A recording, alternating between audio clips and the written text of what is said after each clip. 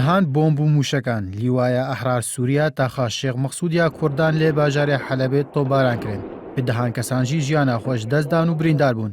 دەستپێکا دەرکەتنە شەر دنابەرا لیوایە ئەحرار سووریا و یەکینیان پاراستنا گەلی یەپەکی و ئارتێشا شۆڕژگێراندا لێ شێخ مەقسوود ڤەتگەڕێ دەرکەتنە شەر دنابەراوان ئالیاندا لێ باشووری ڕۆژەڤایی باژارۆکە عەزاز و لە گۆری بەیاننامەیە ئەحرار سووریا وە 27 vêm hêde belav kir.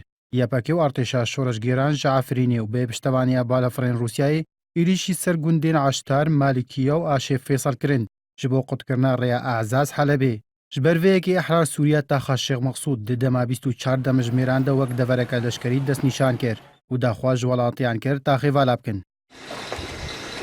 Li gorî rewangeha Sûriya mafê mirovan di encama topbarankirina taxa Şêx Mexsûda çar kesan jiyana xwe ji dest dan. Du jwan zarokin û bi dehan welatî jî birîndar bûn. Ji aliyê xwe ve jî yepekê û li ser zimanê sergirdeyê xwe Furat Xelîl ragihand.